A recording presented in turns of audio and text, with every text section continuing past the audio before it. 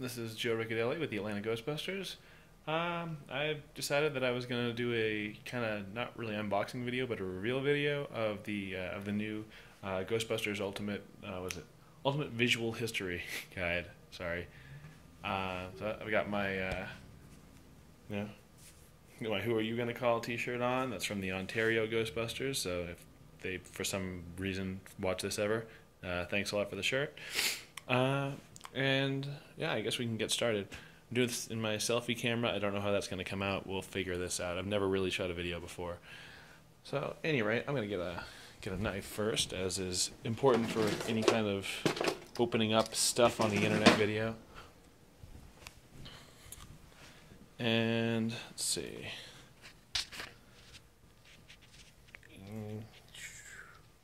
I have no idea how to do this.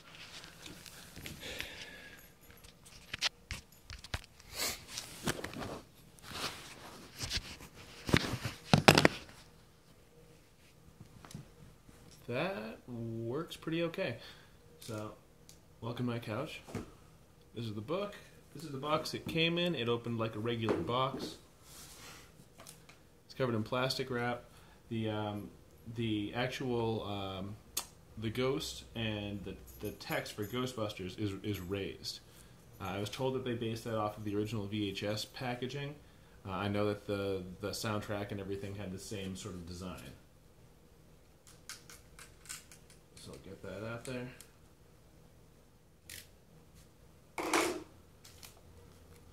Now this was written by Daniel Wallace. There's a foreword by Dan Aykroyd. Of course, never passes up a chance to jump in on Ghostbusters stuff. And then Ivan Reitman, the producer, he provides an introduction. So, Ghostbusters, the Ultimate Visual History. There's the spine right there. It feels really good. It's a nice hardcover. There's the back. That Stay Puft that Stay Puft sticker rather comes in here, along with apparently Peter Venkman's. I'll just list them off. Peter Venkman's business card, the Sedgwick Hotel storyboard booklet, rare concept art sketches of Ghostbusting gadgets. So you have the original concept for the Ghostbusters 2 Ecto 1A. They ended up just going with a 59 Cadillac again, but they put a bunch more crap on the roof. I happen to really like the signboards on the side, and I do not mind the caution striping, though it's starting to get a little overplayed in the fan community, but that happens. There's a Stay Puft Marshmallow Man package sticker, like I mentioned, production notes, and a schematic of the Gozer Temple miniature. Ooh. New book.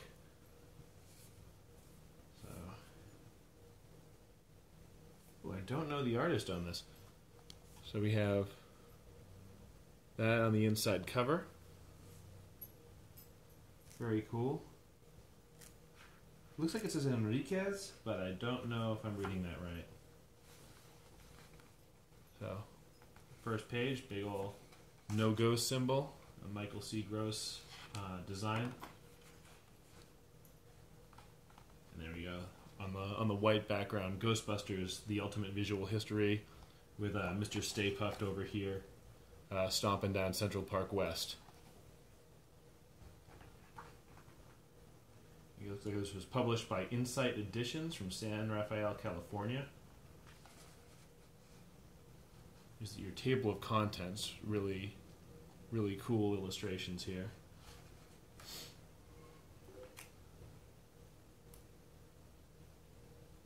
Yeah, that was Bill Bryan, of course, in the Stay Puft suit on the miniature streetscape. And this is a concept illustration by artist Tom Enriquez for Ghostbusters 2, in which the Ghostbusters travel to a defunct subway system and encounter a car full of ghostly subway passengers.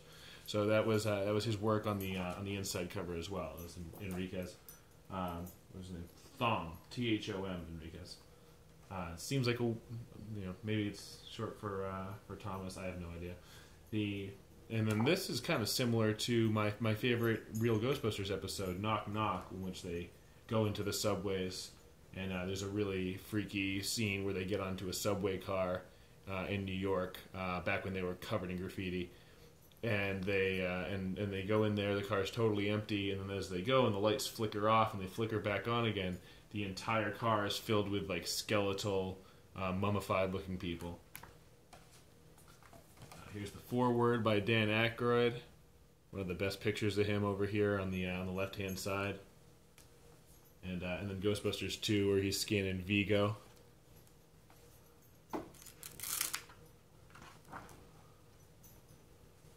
Here's the introduction by Ivan Reitman. There's a little maquette of Slimer on the right-hand side.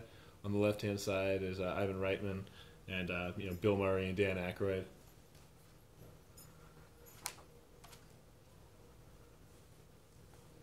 And then a nice shot of Bill and Dan and Ernie Hudson and of course Harold Ramis. They're standing on top of the altar on the set of the Zool building, or the Gozer building. I call it the Zool building because in the old 1980s, I had the Nintendo game, but it was also out on the Sega Master System. I think is that what it was called? My friend had one of those things. That was the first place I played it. And it was a Commodore 64 game, I believe. It was the best version of that. But it said Zool on the outside of Dana Barrett's apartment, which was like in the center of the city instead of against the park. But that was I had a lot of fun with that game, but it was kind of bullshit. You had to earn enough money to then fight Gozer, and to get to Gozer on the NES version, you had to go up the stairs by hitting A B A B A B while ghosts flew at you, and it was pretty much impossible without a Game Genie. But anyway, here we go. We have the Ghostbusters logo. I guess one of the original ones. We have Ramis and Aykroyd and Murray from early in the movie when I believe that it has to be at the New York Public Library, and then you have the Michael C. Gross ghost there. They were slightly concerned that he was going to look a little too much like Casper, but they did what they could. So what is this? This is it's the introductory. Who are you gonna call? And it goes over some sketches for the logo. I guess they have a shield shape, which the Atlanta Ghostbusters use a highway sign shield shape, so that's pretty nice continuity there. Hey, Sprocket, stop! Sorry, my dog is trying to eat the cat's food. So yeah, one cool thing: Ghostbusters always had really creepy monsters. Like the designs were that combination, like that bordering line of cartoonish, but also like really sort of. Sorry for the sounds effects that my team's messaging me right now. But it was scary, but also like really goofy, and I like that about it. It transitioned into the cartoon really well, and that ultimately coalesced into some really nice. Just like really nice art for the comic book. So yeah, again, these are all illustrations by Thom Enriquez. I did not know his name before, but I'm going to remember it because these are great. I love these designs. Alright. Yeah, so. And then we have, this is art right here by Ron Croce, or Crocky? I think it's Croce. And that's Dana Barrett and Louis Tully transformed into Vince Clortho and Zool, gatekeeper and keymaster. Alright. I guess some of these are going to be from artist Brent Boats. These are storyboards. Yeah, okay. Some of the so that's right there. It's a really nice book. I like how it's laid out with the notes and everything. Oh wow, this is an actual sticky note. I'm gonna try not to dislodge that.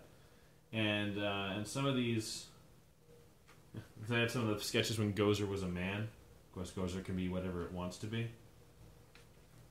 And then they have some storyboards from Gozer's rejected design. And then there's then Fort Detmering, which is the only scene that I believe survives from that is the scene where Ray is asleep and the ghostly ethereal lady floats over him. Here it is, right up here.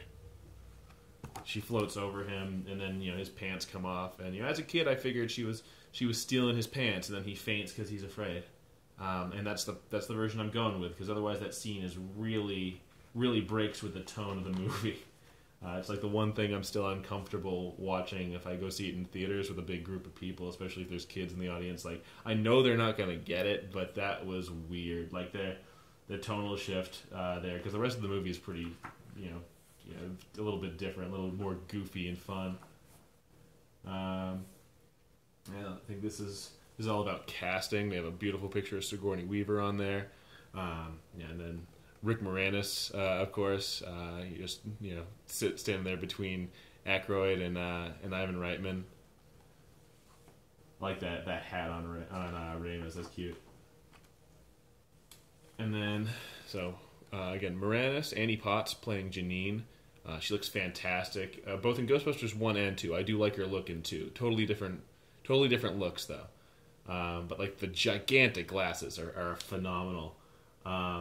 But like when she takes them off, it's that whole 80s 90s trope. Like, she is gorgeous underneath that. They really nerded her up well.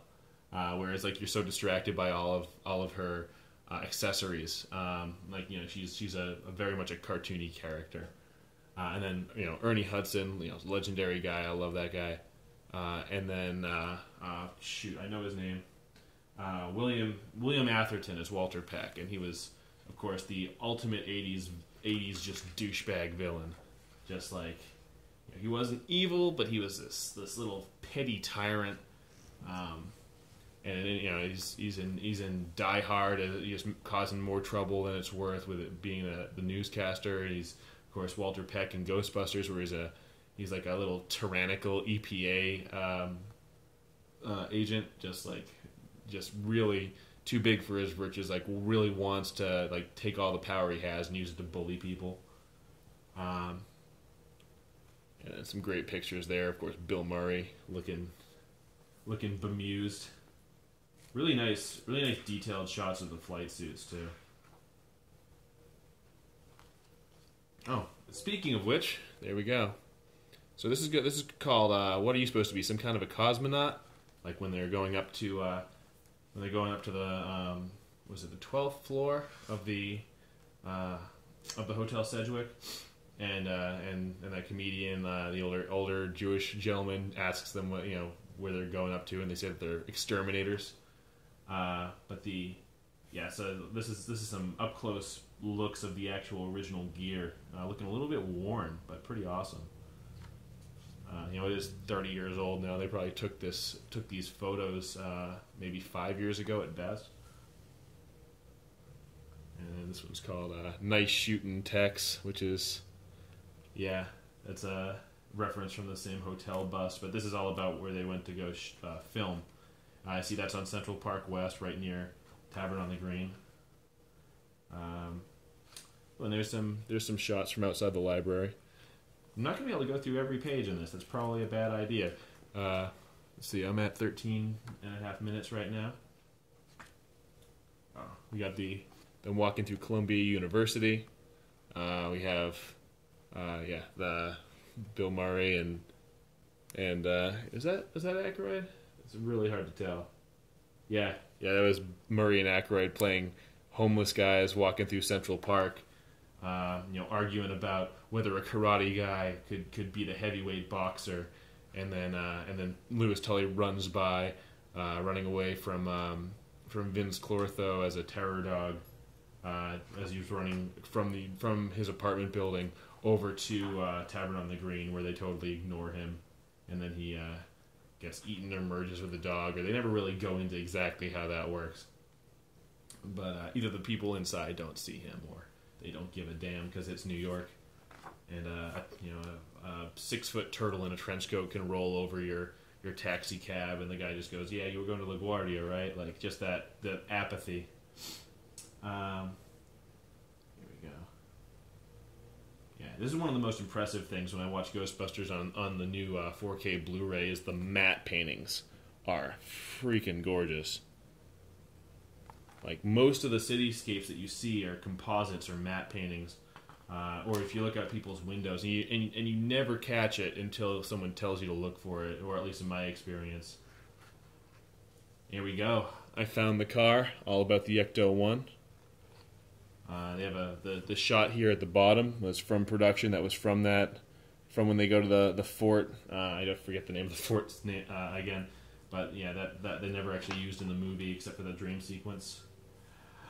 Oh yeah, and that's what I want. So there's full schematics for the Ecto-1, naming all of the parts on top, and these are Stephen Dane's illustrations. And yeah, and handwritten labels and all that. And then the finished Ectomobile at the end. So it starts off with that one on the upper right corner, and then moves on down to the when it was under production. That must have been afterwards, because that's looking a little dirty. So I think that was between filming. That opening sequence in Ghostbusters 2 when it's like spitting out smoke and back sputtering and looks terrible. That's for real. They did not take care of this car. Whoa, oops. Sorry about that. Yeah, that's upsetting to a lot of fans. Is how little they gave a damn about that car. Yeah, prop this thing up a little bit better.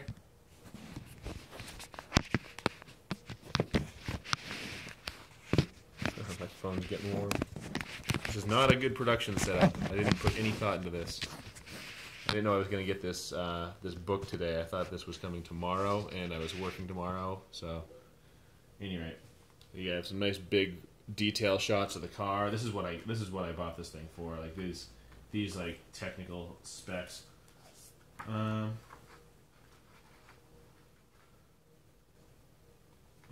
Don't cross the streams. I'll find out what that's about later on. But we got the guys in their civilian gear, except for Aykroyd. Oh, fantastic shot of the hotel ballroom after they've torn it apart, and then the interview with Dana Barrett down here, where Egon and Ray and stuff are checking her out, and then Venkman is, well, I don't believe in this stuff either.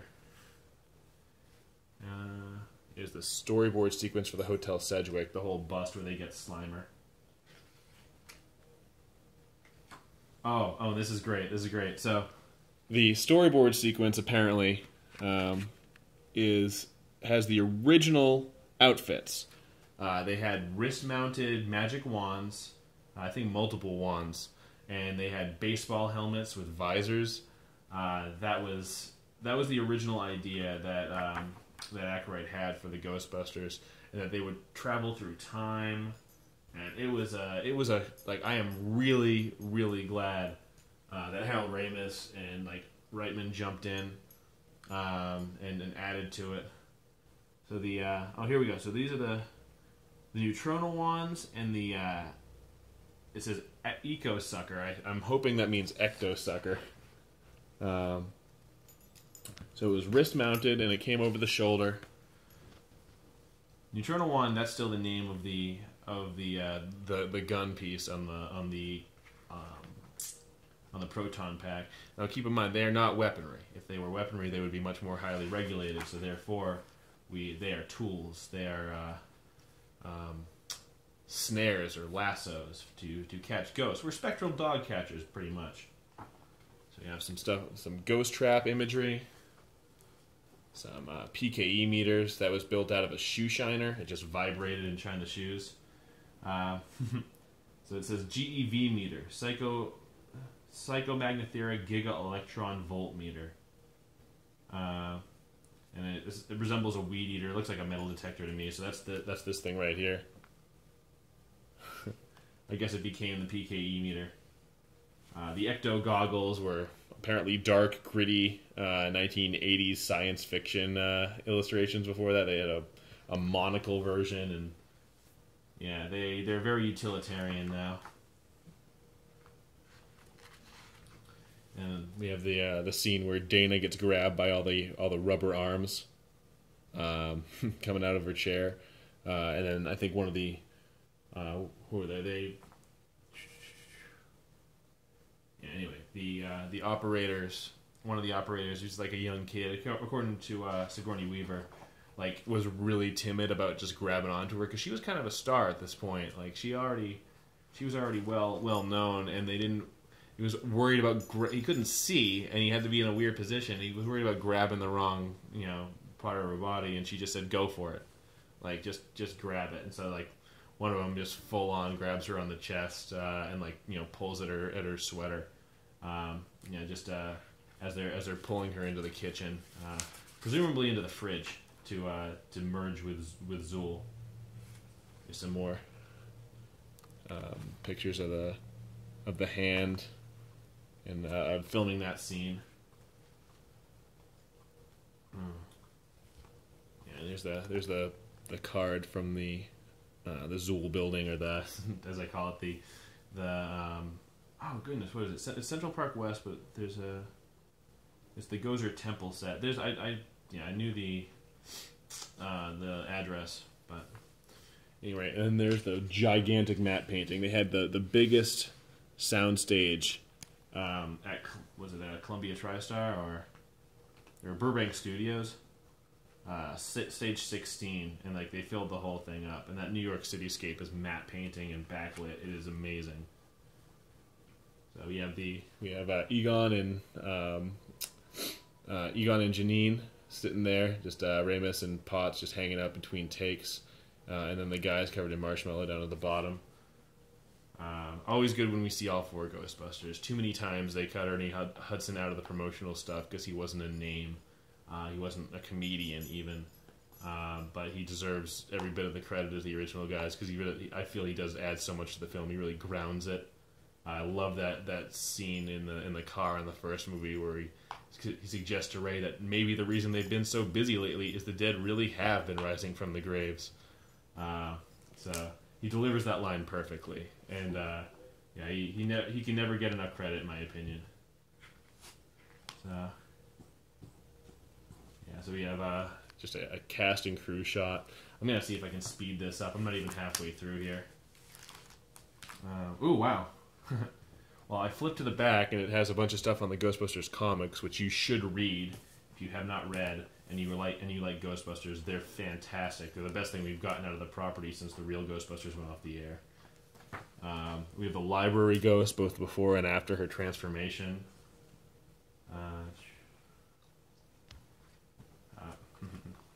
We have the old Onion Head, Spud, Slimer, whatever you want to call him. Everyone knows him as Slimer now. But back then he didn't have the name. That was given to him in '86 for the cartoon. Apparently he had legs at one point. A big old head. And he just turned into pretty much a mouth, a stomach, and a face. With hands to shovel stuff in after a while. Here's the puppet. Now, in the first movie, he was a puppet. In the second movie, the cartoon had come out. Ghostbusters 2 was in '89. So the cartoon had been popular for 3 years. So Slimer had to be in Ghostbusters 2. And then they also changed Janine's look. And they just they wanted to appeal to that kid audience, of which I was one of them. I was like 5 or 6. I watched that cartoon religiously, and then I saw the movie, the original Ghostbusters movie, after I'd seen the cartoon. Because I was born in '84. I was born Ghostbusters came out on June 8th. I was born on June 19th of 1984. So, I was, so I was about two to 3 when I started watching the cartoon. We have the taxi cab ghost, and some other pictures of some of the other escapee ghosts when at the end of the first movie, spoiler alert, the containment unit blows. We have the terror dogs, the gatekeeper and keymaster, Vince Clortho and Zool. Here's some illustrations of the terror dogs, of what they could have been, what they started off as. I was told that they had the option. They were told they could have one that fully moved, but didn't look as good, and that was going to be all done in stop motion animation. Or they could have an upper body, but it was not going to be able to move. It was just going to be able to move its paws and its head. So we have that second one right here. And so when you see it running and chasing, Louis Tully, you see it chasing him across the street, and it looks kind of bad. And man, that was a time and budget problem. They didn't have enough time to make both of those look fantastic, so they hedged their bets. They did it as smart as possible. This is chapter 13, all on Mr. Stay Puft, the form of the Destructor. When all the guys knew.